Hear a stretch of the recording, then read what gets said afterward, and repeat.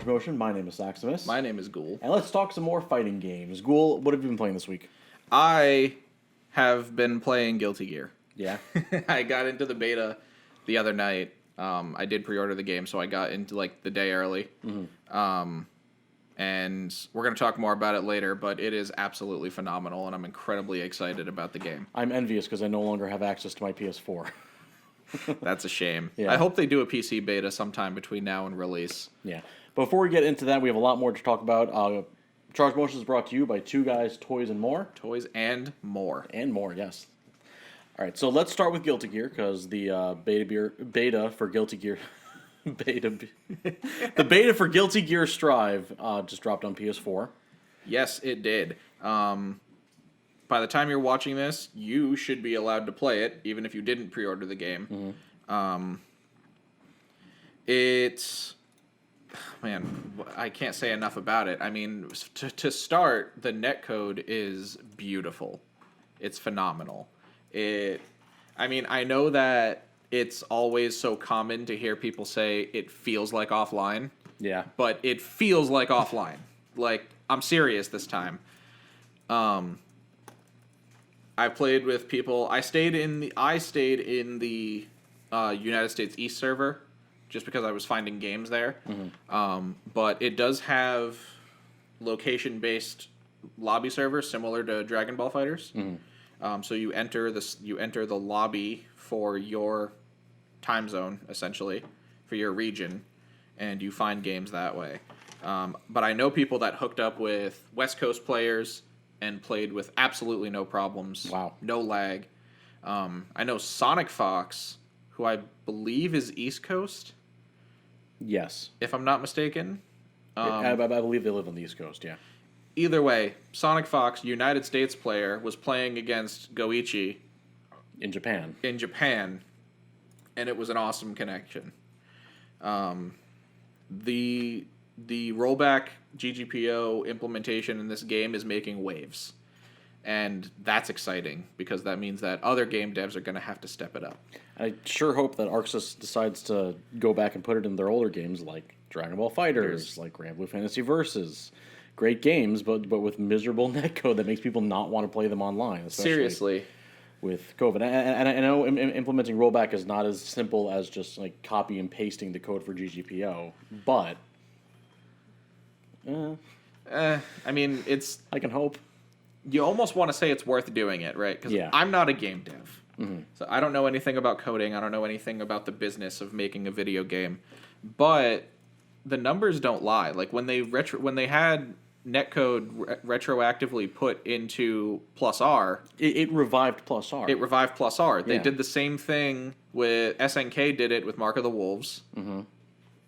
And King of Fighters 2002 UM. Mm-hmm. And it revived those games. People started buying those games off of Steam and wherever they can get them. Yeah.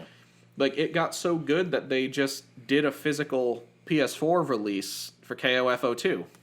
They did? Yeah, they announced Really? you can buy a physical disc for... I think it's going to take a while to get them because it's a limited edition thing. Oh, yeah, okay.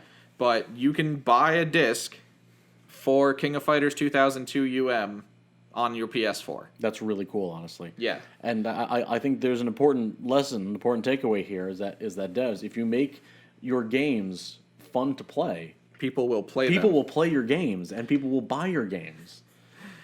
It's so crazy how much playability translates to people playing it. Yeah. But to move on from netcode, just the other facets about the game, first off, Guilty Gear Strive is absolutely gorgeous. Yeah. I don't have to tell you guys that. You've seen the trailers, you've seen gameplay. If you haven't played it yourself, it looks fantastic. It's vibrant, it's colorful, it's got personality. I don't like the UI. Yeah, I've heard mixed things about the UI. I've heard more people say they don't like it than they do. Mm-hmm. It's mostly the giant combo counter that takes up half the screen. I saw a video on Twitter. Giovanna actually has an infinite. Really? Yeah. So someone was doing the infinite and got up to 40, 50 hits, and the combo counter was massive. but it's funny. Yeah. But UI is something that, like, it's not going to break the game if the UI isn't absolutely stellar. Like, it for me personally, not liking the UI doesn't water down the gameplay experience. Yeah. As long as the core gameplay is fun, and even if the UI is bad, as long as it's not too unintrusive or terrible to navigate, then. One thing I did notice is that they seem to be going the way of focusing on some, like, homogeny among the cast. Because it feels like everybody has a 6P, which for people who don't know numpad is forward punch. Right. That is upper body invincible and is used as an anti-air. Okay. So it, like, almost feels like everybody has the same anti-air button. And if it's a punch, it's probably a pretty fast move too. Depends on the character. Okay. Milia's is pretty slow. I was playing Milia for most of my time in the beta. I tried a bunch of characters. Like, I tried Sol, I tried Kai, I tried Axel, I tried Ramlethal. Who else did I give a shot? I tried to play Giovanna. But the character that really stuck with me the most was Milia, just because I liked her added mobility. Yeah. Having 2 air dashes and all of that. Is that new? 2 air dashes? Nope, she's always had that. Okay. That's a Milia specific thing. Or she's at least had it since plus R, because I'm pretty sure she does have 2 air dashes in plus R. And she has them in... Well, she has 2 air actions, right? So she can double jump and then air dash once. Or she can jump, air dash, jump again. So she has essentially added air mobility. Okay. And that's, like, her thing. There's also, what I thought was interesting, is they added a dash macro, similar to the one that's in Marvel. So instead of having to input forward or back to get a forward dash or a back dash, you can bind a button to just press and it dashes for you. Really? Yeah. I know other games. I think you press 2 punch buttons to dash, or I think it's for air dashes in some games. Yeah, something like that. Two punch buttons in midair, but like having a macro for dashing is really interesting. Yeah. So you can. So I think, from what I could tell, there wasn't a 2-button combination that I could press to do the dash without binding the macro. Okay. But if you go into your control settings, there's a function for dashing that you can bind to a button, and it makes instant air dashes trivial. Because, like, if I press straight up plus dash, I get an instant air dash. I'm not sure how I feel about that yet. I personally like it because to me it makes the game more approachable. Yeah. Especially since I'm playing Milia, like, instant air dashes are incredibly important for that character. So like, I like it. I know that a lot of hardcore Guilty Gear fans are worried about the simplification of the game, and that's a completely valid concern because there is a trend nowadays of making fighting games easier. Yeah. But as someone who hasn't played a ton of Guilty Gear in the past, like, I've only dabbled with X-Hard, and I've only played Plus R, like, maybe twice. Yeah. As someone who's not a seasoned Guilty Gear player, it's really fun to take these to be able to do these things, right, without having to put hours and hours into practicing them. Yeah. But that's just my perspective. I completely sympathize with hardcore Guilty Gear players who are worried about the game becoming less fun because it's too easy. But the game is still fun. Okay. But I mean, that's the most important part at the end of the day. Right. The game is fun. And it's really flashy, and it's slower than Guilty Gear. Like, it's slower than X-Hard. Okay. It's slower than what Guilty Gear people are going to be used to. But people saying that, it's completely grounded, it's just another Street Fighter, air combat is gone, that's not true. No. And you see, like, just the camera effects from air combos. Yeah. Like, they do the Dragon Ball FighterZ thing where you launch someone, do an air combo, and then suddenly you're on a completely different stage. Yeah, and there's actually mechanic benefits to that now. Really? So, yeah, if you hit somebody through the wall, like, I'm sure you've seen in the trailers, like, the wall combo effects, where, like, you smash them into the wall, then you hit them again and it breaks. Yeah. If you do that and you create the stage transition, you get a positive bonus to your meter. So it makes your meter fill up faster. I've noticed that sometimes it'll say positive. Yeah, that's what that means. Okay. So Guilty Gear has always had a negative penalty, where, or at least as far back as XR. I don't know if it's in Plus R, but as far as I know, Guilty Gear has had a negative penalty where if you play too defensive, if you block too much, if you hold back too much, You lose meter. Right. And that's the negative penalty. But now they've implemented the positive penalty, where if you combo somebody through the wall, you get meter faster. I like that a lot more, honestly. It's really cool. It's an interesting mechanic, especially since now we have Giovanna, who gets buffs when she has meter. So there's characters now that are interacting with the meter in different ways, and now you have a little bit more control over how you gain and spend it. The defensive mechanics feel really good. You have regular blocking. You have just guarding, which is like a perfect timed block. So if you press back or down back at the proper timing as your opponent's attack is about to hit you, it'll say just on the screen underneath your bar, and it will it essentially negates the pushback of that move. Okay.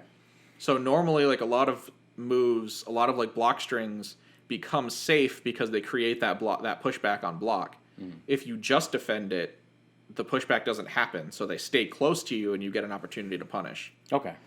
On the contrary to that, you have, I believe they call it Faultless Defense, where if you're holding down back, you press any two buttons, I think as long as one of them isn't dust. So you press any two buttons and you do like a barrier block, which actually creates more pushback while you're blocking. So it's separate from a regular pushback.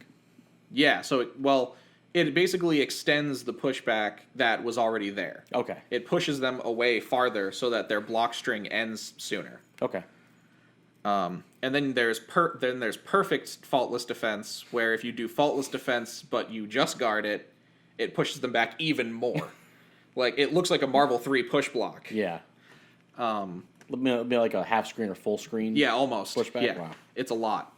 But just like having those options, and that's not even getting into like Roman cancels and stuff, which I won't dive into that. Roman cancels are ridiculous. Yeah. We've probably spent just an entire episode just talking about that and what you can do with them. Yeah, exactly. But the defensive mechanics feel really good. So it never felt like I had to just hold down back and hold stuff. Okay. It felt like if I did the right thing, I could get out of it. But also, if my opponent knew I was going to do that thing, then they could do something to stop me. Talking about blocking, my favorite change to the game has to be the change that they made to throws. Really? In Xart and previous, they had what I like to call anime throws, which is you get point blank and you press forward or back plus heavy. Which I personally hate. Just let me not do that, please. Right. So in Strive, they changed the throw input to be forward or back plus dust. Really? Yeah. So your dust button now acts as a universal overhead, and it acts as your throw button. So you press forward or back plus dust, and you get a throw. You actually get a throw animation. Okay. And the throw can whiff,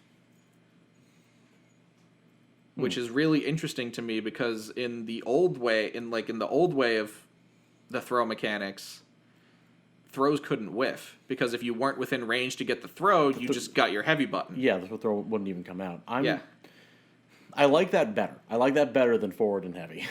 I like that better too because I feel like for me as like someone who plays a lot more Street Fighter, it feels more familiar to have a throw animation, and now that opens up like a shimmy game. Yeah, like, it does. Like almost like a Street Fighter 5 style shimmy meta. To where, like, I can walk back and make your throw whiff and then punish you. But I still prefer just being able to press two buttons. I do like the Street Fighter throws. Yeah.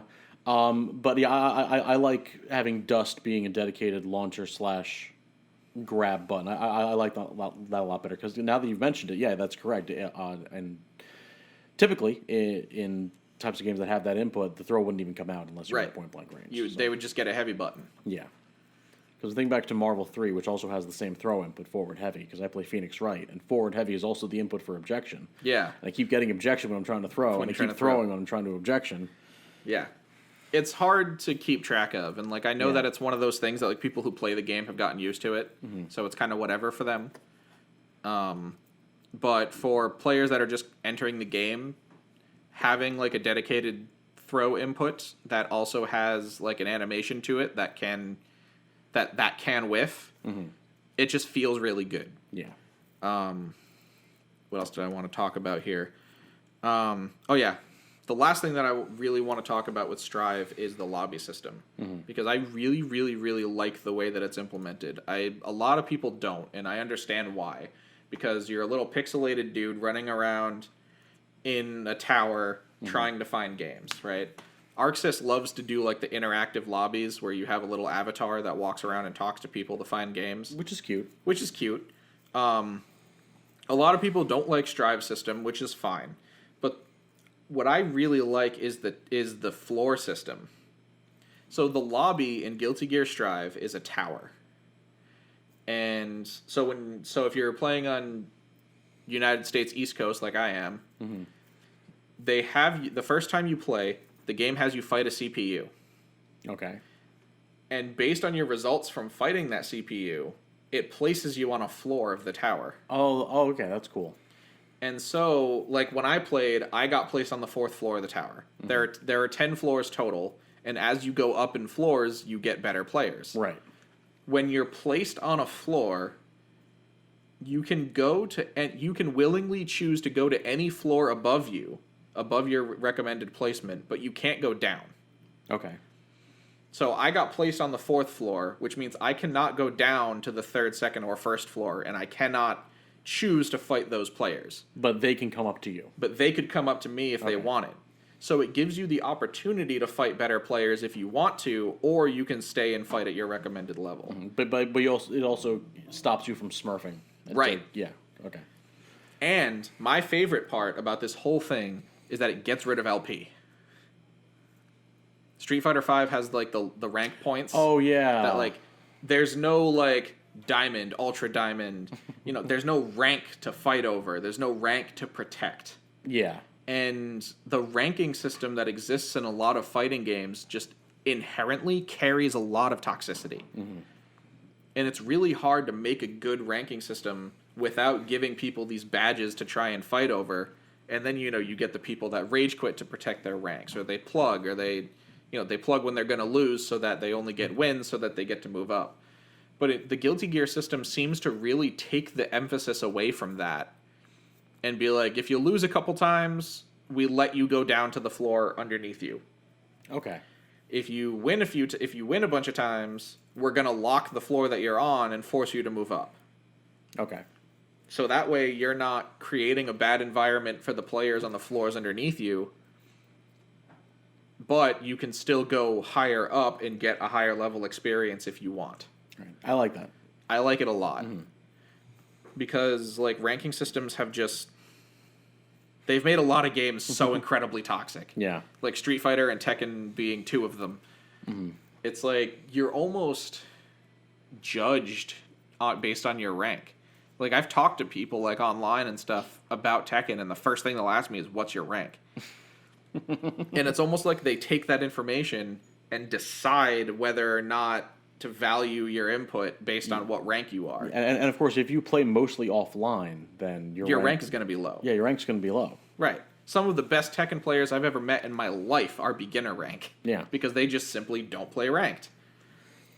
But that's like a part of the culture that I think Guilty Gear Strive is going to shift, just because it doesn't seem to put the emphasis on a badge. It just gives you access to better players. It gives you access to fair matches. And my favorite thing about it is losing a lot doesn't change your gameplay experience if you don't want it to. Because if you lose and your placement floor gets set lower, you can just stay on the floor you're already on. You can stay on the floor you're already on and keep playing there if you want. So the pool of players doesn't change based on how well you're doing. I like that. I like that a lot too. And that's my favorite thing, besides all the gameplay stuff that they've done in Guilty Gear Strive. And I'm really looking forward to how the choices that they've made sort of affect games going on in the future. Awesome. And hopefully the beta comes out on PC so I can try it. That would be really nice. That would be really cool to give PC players an opportunity. Yeah. When does the game proper come out? I believe April. I believe you are correct. My PlayStation tells me that the game comes out like April something or other. I think it's like April 4th. April 6th. April 6th. There we go. It's such a long way away. So before we go any further, I just want to give another shout out to our sponsors at Two Guys, Toys, and More. Big shout out to those guys for making this show happen. So moving on, we have some exciting news from Nintendo. Yes, we had our first full-length Nintendo Direct in well over a year. Because during all of 2020 they were doing like little mini directs. But this one was over 50 minutes long. I thought it was all right. A lot of the games they showed didn't really appeal to me, but they opened with a new Smash character, which is always big news. Always big news. Yeah. Pyra and Mithra from Xenoblade Chronicles 2. Swords. Swords and anime, for that matter. So I never got too far into Xenoblade Chronicles 2 because I don't like the game, but my dislike of the game is purely due to the gameplay itself and not everything else. I am totally fine with these characters. I know it's easy to get tired of anime sword fighters in Smash, but I think that's for... Because, you know, there are a disproportionate amount of them, but I think that's for two reasons. One, because a lot of those sword fighters are Fire Emblem characters, and two, a lot of those Fire Emblem characters play very similarly to one another. Like, there are 4 versions of Marth. Yeah. I play all of them, by the way. But no, I remember in one of the directs back in 2018 before Smash Ultimate released, when he was showing off the first Fighters Pass and the order bonus if you bought all of Fighters Pass 1, which had characters Joker through Byleth. The order bonus was a Mii costume of Rex from Xenoblade 2. And Sakurai said that he wanted to include Rex as a character, but Xenoblade Chronicles 2 came out while Smash Ultimate was still in development, so he couldn't work him in. And I was able to work in Xenoblade 2 characters, so I'm totally fine with that. But what's really cool about them is that Pyra and Mithra are classified as 2 different characters on the screen. It looks like it's similar to like a Sheik and Zelda situation. So in Melee and Brawl, Sheik and Zelda were technically the same character, and they could use down B to switch between the 2 of them, even though they had completely different movesets and hitboxes and hurtboxes and frame data and all that stuff. And then they separated in Smash 4, I'm pretty sure because the 3DS couldn't handle that many transformations. Probably not, yeah. And then when Ultimate came out, they brought back Pokemon Trainer, and it looks like there's going to be like Pyra and Mithra, because they have 2 different fire numbers. Pyra is number 79, Mithra is 80. So you could probably just play one or the other and have a perfectly good time. Same thing with Sheik and Zelda. Yeah, it looks like we're getting another stance type character, which is kind of an archetype that Smash doesn't really have other than Pokemon Trainer and old Sheik and Zelda, which I think is really cool. Yeah, that's really cool. Like having, I mean, stance characters in general just kind of like appeal to me. That they're just characters that I've always played. Like I play Hwoarang and Tekken. I played Hit and Dragon Ball Fighters. Narmaya. Yeah. I did play Narmaya and Grand Blue. So stance characters are something that's really interesting to me, and having them in Smash is really interesting. Yeah, and I mean, it makes sense because without getting too far into spoilers, Pyra and Mithra are 2 different personalities of the same character. Ah, okay. And they can switch back and forth. And just from looking at the trailer, it looks like a lot of their normals are going to be very similar to one another. Like they both have, looks like both of their up airs are like the traditional upwards, big, wide sword arc. Yeah. But it looks like their specials and projectiles are going to be completely different. And it looks like Pyra is going to be focused more on power and Mithra is going to be focused more on speed. Because there's this one clip in the trailer where Pyra did an up air and it was this relatively slow, big arc with a lot of fire. And then she switched to Mithra, who did it, and it was super quick. And she was able to recover really quickly. Okay, that's really interesting. Yeah. Being able to switch back and forth between power and speed as you need it. Almost like another certain Xenoblade character that we already have on the roster. Actually, yeah, now that I think about it, Shulk is a stance character in a way. I've not played Xenoblade Chronicles 1, but yes, Shulk does exist. Here's my mindset. I already got Banjo in the first Fighters Pass, and I got Sephiroth in the second. I'm good. I am more than satisfied, and anyone else that they could possibly add to this game is icing on the cake as far as I'm concerned. So I'm not disappointed. It's not who I would have picked, but I'm totally fine with it. I'm very curious to see what the gameplay differences between the two are when they come out. So you play a lot more Smash than I do. Yes. I don't really play Smash that much. I play it occasionally, when somebody wants casuals. Like, I understand the very, very basics of competitive play. Yeah. So, like, I have a main and all of that. But Smash is a game that I don't really follow or attach myself to. So whenever it gets new announcements, I never really have an opinion. Because I'm just like, oh, okay, Smash has this character now. Yeah. Sephiroth blew my mind. Yeah, I know, right? Because I was like, okay, we already have Cloud. Yeah. And Cloud can just never be at peace.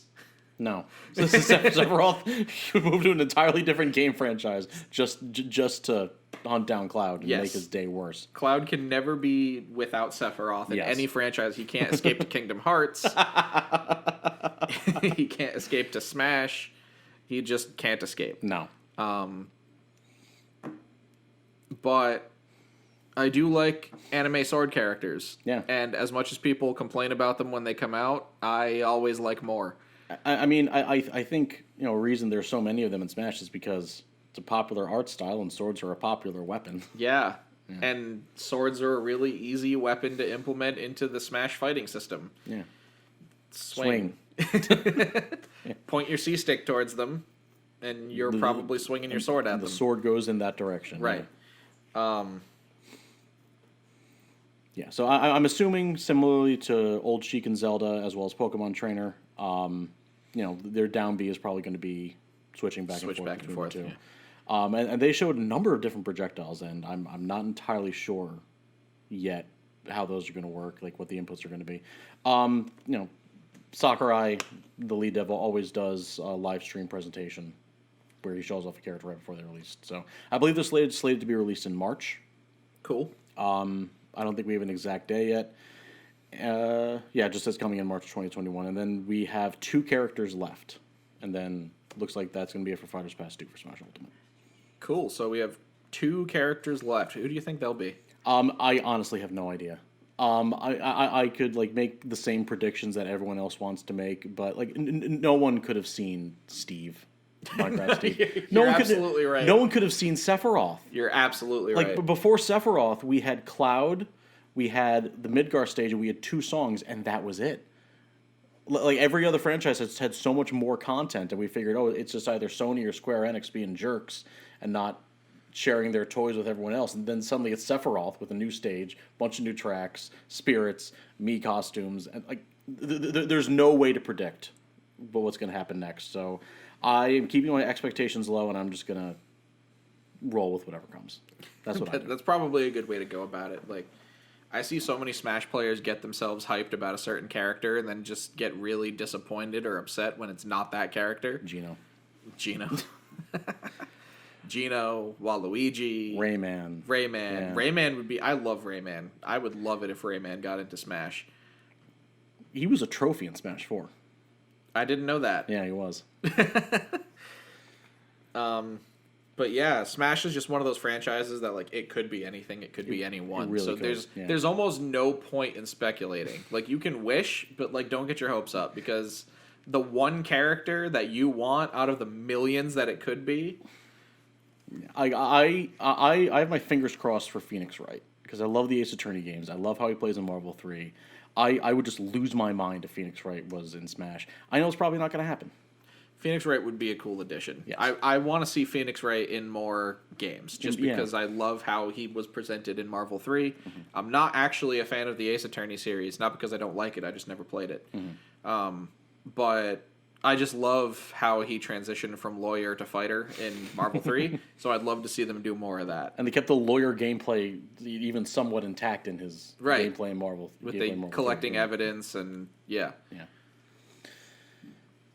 So, again, March 2021, that's all it says for Pyra and Mithra, and I am very much looking forward to that. So, indeed. Moving on with more character reveals. Mm-hmm. This isn't really so much a reveal, because everyone knew that Kyo was going to be in King of Fighters 15. Yeah. He's the protagonist of the series. Be like Street Fighter launching without Ryu. Mm-hmm. But we did get a trailer for Kyo. He looks cool. He looks like Kyo. He's got some rekkas. He's got his can kicks. He throws fire all over the place. I don't know a whole lot about KOF, so somebody with more experience in the franchise probably got a lot more information out of that trailer than I did.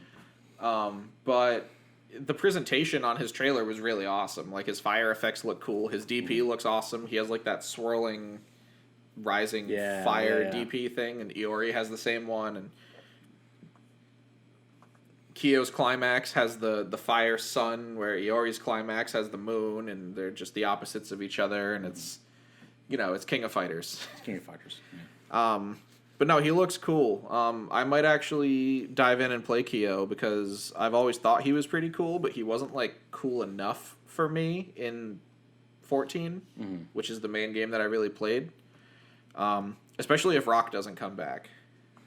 I really want Rock Howard to come back in 15, but considering he was DLC in 14, and he hasn't been in a KOF game, I think, ever since 14.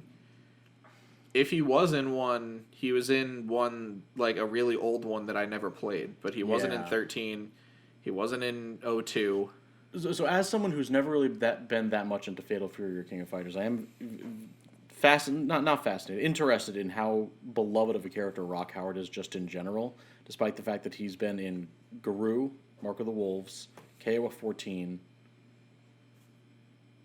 He's been in a couple other games. Yeah. I know he was in, like, those, there was, like, weird 3D KOF games. Yeah. He was in those. I forgot what they were called, but he was in those. But it is really interesting how popular Rock Howard got with so little representation. He's just a really cool design, and a design that's been copied time and time again. Yeah. And also, I just like the idea of, like, the child of the villain getting raised by the hero, because that's the backstory. Like, he's Geese Howard's kid, and he got raised by Terry Bogard. And that reflects in his moveset. Yeah. Because, like, he fights like Terry, but with Geese's powers, and it's just it's a really interesting mix of the two styles, and I really, really like Rock Howard. He's, like, one of my favorite fighting game characters. It says here he was in Garou Mark of the Wolves, Capcom vs. SNK 2, KOF Maximum Impact, Neo Geo Battle Coliseum, KOF Maximum Impact 2, KOF Maximum Impact Regulation A, and KOF 14. Right. As plus a bunch of mobile appearances and cameo appearances. So old school SNK fans have seen him plenty. Yes. I am not an old school SNK fan. Nor am I. I saw Rock Howard for the first time in KOF 14 when he was announced. And then I went back and played Garou. But I hope he comes back in 15 because he's my favorite character and he's my main. But if not, then I'll probably fill his slot with Kyo, just because I really like what I saw in his trailer. I'm trying to think of who I liked playing in KOF 14. I liked King. I like Robert. I like Terry, I like Terry, too. Everyone likes Terry. Everyone likes Terry. And Garou, I like Jay Benet. Jay Bennett, however you pronounce her name. Bennett, yeah. Yeah. Yeah, I try to play her, too. I like her a lot, but she has that problem where she's not Rock, so she's not my favorite character. That's why I didn't play her.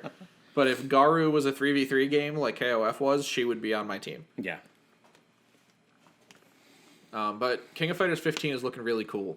The only thing that worries me is they haven't said the word rollback yet. They've been announcing character trailers. They've been showing gameplay that looks really cool. They're doing, like, that thing where they give each character, like, a 1-minute trailer. Yeah. Like, the Kyo trailer that came out the other day was, like, less than 2 minutes long. And, but they haven't given word on the netcode yet. And in a better time, during better days, that normally wouldn't be a huge issue. Yeah. But right now, it's a huge issue. Like, your game needs to have rollback. It needs to. And I need SNK to come forward and say it before I get really excited about King of Fighters 15. Because I want to be excited about it. But I just never know. I mean, without getting too deep into it, we never know when we're going to get to play offline again. Yeah. Here in the States. So I need the games that I play to have serviceable online. And, with Strive being the way that it is, that standard has been set now. And I don't think anyone can really afford to not meet that standard with their next games. And I think a really good example of this, even from Arxis, is Grand Blue Fantasy Versus. Grand Blue. I know nothing about the mobile game of Grand Blue, but I like Grand Blue Fantasy Versus. I think character designs are really good. It looks great. It does. I like the system where it has like a dedicated special button that you can do for like a weaker version of a special, or you can do the input for the same special. Yeah. I like that a lot. The net play sucks. Then the net play sucks. That means I can't play the game. Yeah, I remember I bought it and the DLC at full price last spring, and I've barely touched it because I have no reason to. Right. And that's why I haven't bought it. Yeah. It's because I have a bunch of friends that I would love to play Grand Blue with, and the game looks great. It feels good. I like the characters. I like the design, like you said. Mm-hmm. But if it doesn't have good online, it's not worth my money right now. And that's just the way it is, unfortunately. Yeah. Anyway, let's move on to an event that is happening this weekend. I mentioned it last week, but it is starting today on Friday the 19th. Quarantine Report 3, which is a online-only tournament done, to raise money for Direct Relief, which is a humanitarian aid organization fighting the spread of COVID-19. It is free to enter, but you can also choose to donate. As of this recording, registration is still open, although when this goes up, some tournaments will have already started. I entered 7 tournaments, and I had to drop from a few because I just had a conflict. I had to work that day. But there's so many games here that there's going to be at least something on the list that you're going to like and you're going to want to tune into.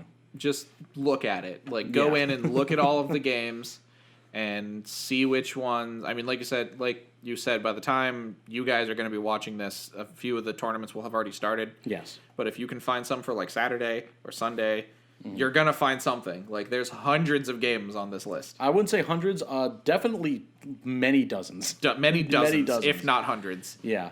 And you got, Tekken 7, you got Smash Melee, Smash 64, Third Strike, Soul Calibur 6, the really popular stuff. Then you have like more niche indie stuff like Rivals of Aether, Rushdown Revolt, Punch Planet, Maiden and Spell. But then you have just like the absolute weirdest niche, I can't believe this exists kind of stuff. There's going to be something here that you're going to like. Yeah, so take a look. Yeah. Donate if you can, if you want to. If you don't, that's cool. Just play fighting games. Yeah. If you are able to. If you are not able to, then that is absolutely okay. There is one thing that I want to mention that I'm very excited about. Charge Motion, that's us. Hello. We did launch a merch store. It is on Redbubble. I will drop a link. You'll see a link somewhere. If not in the description, it'll be in the video. But if you guys want to help support the show, which would be awesome, we would appreciate that a lot, and get cool stuff with that logo on it, go on there and buy some stuff and be awesome and tell your friends about it. Yeah, you get stickers, which I need to buy so I can put them on everything I do own. need to buy stickers. We have shirts. We do have shirts. We have masks. There are masks. There are phone cases, sweatshirts, stickers, magnets. I think there's hats. I have to double check to see if I don't remember seeing hats. If I put the hats on. But there should be hats. There should be hats. If there aren't hats, there will be hats. Yes. But yeah, so we're really excited about that. And we're going to be doing a lot more stuff to sort of involve you guys in what's going on. So make sure you follow our Twitter also to keep track of that, because that's where all of our fun announcements are going to happen, between our Twitter and our Facebook page. Yes. And you can follow the Twitter at Charge Motion. So we spend a lot of time talking about fighting games and like the things that's going on inside of the game. Right? We talk about mechanics and characters and all of that fun stuff, which is awesome and it's super important. But I think the thing that a lot of people don't talk about is how players treat themselves outside of the game. And that's something that I really, really like to talk about, because I think that we as fighting game players tend to put a lot of pressure on ourselves. We do. we sometimes can view ourselves as protagonists of our own personal shonen anime, which is cool and a lot of fun in some regards. In some regards. And it almost feels like that, right? Because we go out to these tournaments and we have our personal rivals and we have our journeys of self-improvement, and all of that is awesome. And it's great. But there's always going to be times where you hit a wall. Yes. You hit some sort of mental barrier where you can't push past it. You can't, for some reason, you're not getting better no matter how hard you try. Or, in some cases, you just lose the motivation to try at all. Exactly. And I really want to mention this because it's something that's been coming up in a lot of my personal conversations lately. So I think it's something that I need to talk about. And more people need to hear. It's okay to just have fun. Yes. It's actually important to just have fun. Because if you're not having fun spending all of this time and energy and money on this hobby, then why are you doing it? Why are you doing it, right? I want, if anybody watching this show is feeling that feeling right now where it's like you're dreading turning on your favorite fighting game because you have put some sort of expectation on yourself to perform well, I want you to think about the last time you turned on the game and had a really good time. Yeah. And if it's been a while, I think you should take a break. Breaks are important. Breaks are helpful. Breaks help us rejuvenate our mind, and it helps us meditate on things that we've learned, even if it doesn't feel like we've learned anything. But the most important thing is that taking time away from something will eventually renew your drive to come back to it. Exactly. And I understand the sunk cost fallacy more than anyone. You don't want to walk away from something that you spent so much time and energy, et cetera, et cetera, et cetera. Right. It's easy to feel like I've put hundreds of hours into this. I'm in too deep. I can't stop. Yeah, no. Because otherwise I'll have wasted all of that time. That's a gambler's line of thinking. Yeah. And you're gambling with your time, which is more valuable than your money. So it's just one of those things that it's like, I'm not telling you to stop completely and never come back to it. Oh, yeah, no. But take a break and reflect on the last time you played the game and had a good time. What about it was fun? Was it the character that you're playing? Was it social interactions, which is a big one right now? Was it the joy of discovery, of learning new things? Was it the thrill of competition, which is another big one right now? Because everybody takes different things from fighting games. And it's important not to force yourself into someone else's standards. What I see happen a lot with a lot of my friends that, come to me with these types of issues about fighting games is that they seem to think that if they don't play well, that me and their other fighting game friends aren't going to have fun playing against them. That's not the case. It's not the case at all. And I promise you that your friends have fun playing you in fighting games no matter how good you are. Because if they didn't have fun playing you, they wouldn't play you. Exactly. I know that I wouldn't play against people that I don't have fun playing against. I have DQ'd from locals, like tournaments, that I had a good chance of winning because I did not want to share the game with someone that I didn't like. I didn't know that. It hasn't happened at Havenshine. Okay.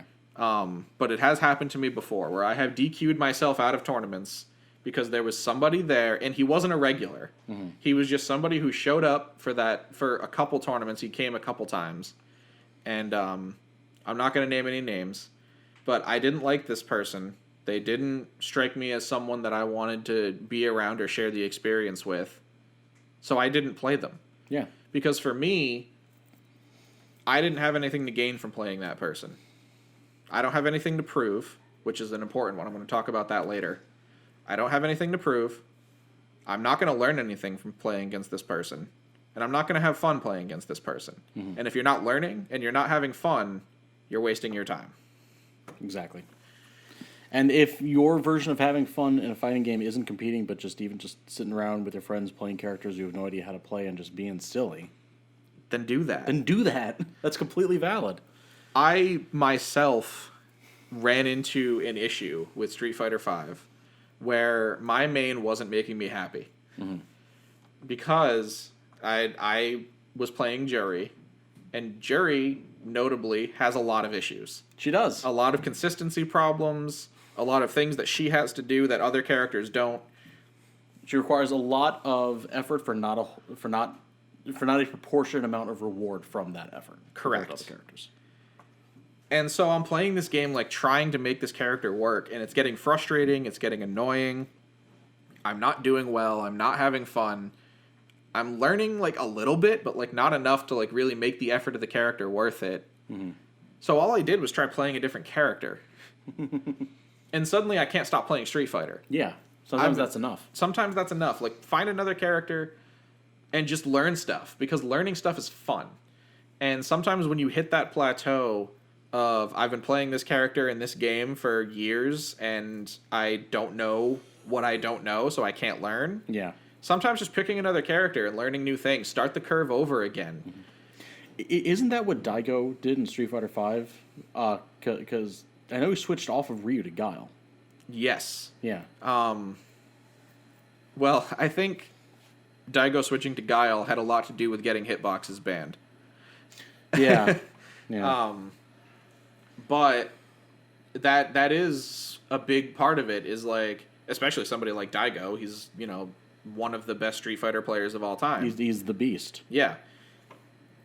If that's true, I don't actually know. I haven't read anything about that, but that feeling is common to where it's like, I don't know how much farther I can go with this character, so I'm going to try learning new things just so that it's fun. And then maybe I'll learn something that I can apply to my main later on. Exactly. The bottom line that I'm trying to get at here is to have fun playing your favorite games. Yes.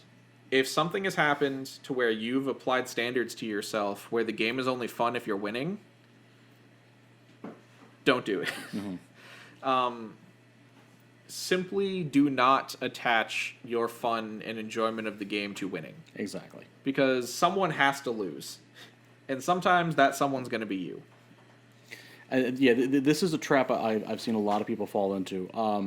Over the years, the community I've probably spent the most amount of time in for fighting games is Smash, specifically Smash 4 and then Smash Ultimate. And Smash, in general, the overall age is skewed very young. And there are a lot of young people who take the game incredibly seriously. And right. I've seen a lot of people, you know, 10 plus years younger than I am, just feel completely burned out because they've staked so much of, you know, their value in the game and in themselves as competitors on winning. Right. And if they can't win, they don't feel like it's worth playing, and because it's such a huge part of their lives, they don't know what to do. Right. It can become very easy to attach your self-worth to a competitive environment like this. Right, because you want to be the best that you can be. You want to win games. You want to, you know, beat the people in tournaments. And it's okay to want those things. But you have to remember that you are a person outside of the game. Yes. You are not the game you play. You are not the game you play. You are not the character you represent. And your value as a person is not attached to how well you play a video game. It's simply not. Exactly. Like, I cannot stress that enough.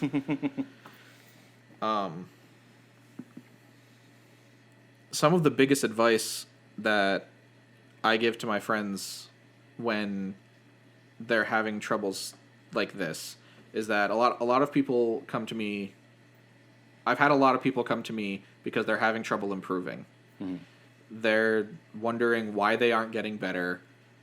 They're either wondering why they aren't getting better, or they're asking me how to make learning fun. Right. If the problem that you're having is I can't get better because labbing is boring, which it can be. It can be. Labbing in and of itself is a skill within fighting games. Yes. My best advice is to go into the lab with a purpose. Pick one thing that you know that you want to work on, whether it be, I need to work on punishing DPs, or I need to work on, breaking throws in Tekken, whatever. Go into the lab with that in mind and practice that for like 20 minutes. You don't have to sit in the lab for 6 hours at a time and slog your way through this learning process. You don't have to do that. Yeah. Or like if there's a specific move you like that you think you can get a lot out of, what can combo out of it? What can combo into it? Right. Yeah. If you want to explore a single move and what it can do, go into the lab for a half hour and just hit the dummy with the move and see what you can do. Right? It's such a small step. It's almost like going to the gym. Yeah. It's kind of like, before you start going to the gym sounds awful. And I know this from personal experience. Yeah. Going to the gym sounds terrible before you start doing it. But once you start doing it, it becomes hard to stop. And that's the kind of habit that you want to get into with fighting games. When you go to the gym, you don't go to the gym for 4 hours. Or at least most people don't. Yeah. You go to the gym for an hour, a half hour. You get a quick workout in, and then you go on about your day. And pick one thing to focus on. You pick one thing to focus on. Do the same thing in fighting games. Pick one thing, lab it for half an hour, and then go online and play.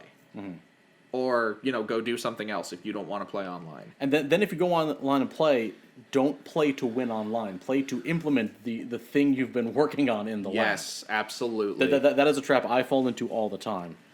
The playing to win is such a trap. It is. Because the desire to win above all else is the fastest way to develop bad habits. Because you will do whatever it takes to hit your opponent with something and win that ranked set. Like in Street Fighter V, ranked sets are 2 out of 3. Right. That's a really short set for your opponent to adapt to things. So if you just play wild and hit people with stuff and you can convert damage off of it, then you can win games. But you're winning games online and you're not learning anything. You're just going on repeating the same flowchart and winning, and sometimes losing if someone can deal with it. But you're beating people with this flowchart, so you just continue to do it. So like Saximus said, go online, play people. This works better playing against your friends, to be honest. It does. Yeah. Choose one thing and base your entire purpose in the game around implementing that thing that you just learned.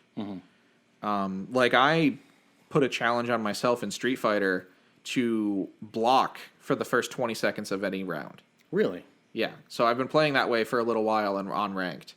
And I lose a lot because I get thrown all the time. But it's forcing me to hold back on my buttons, be more reserved, and focus on defense, which is a thing that I struggle with. Yeah. So by forcing myself to focus on my defense above all else, I'm strengthening my defense. And then suddenly when I go back to playing for real, when I go back to normal play, my defense is a lot better. Yeah. Because I chose specifically to focus on that one thing. So I guess to sum up all of the points that we just made is to lab with a purpose, a singular purpose, play with that purpose in mind, and have fun with it. Yeah.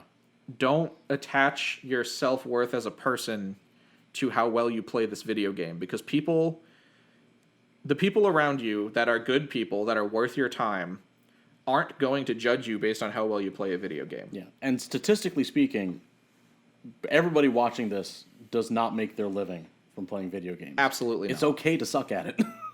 It's okay to feel like you suck at it. Even just... If you're not having it, the same thing goes with any other hobby, because this is a hobby for us. It is. If you're not having fun, do something different. Make a change, take a break, do whatever you need to do until it becomes fun. Absolutely. Yeah. That's pretty much all the time we have for today. So remember, guys, have fun, play with a purpose, and if it's not fun, don't do it. And thank you to Two Guys, Toys and More for sponsoring this episode. Yes. And we will see you guys next week. Good fight, good night.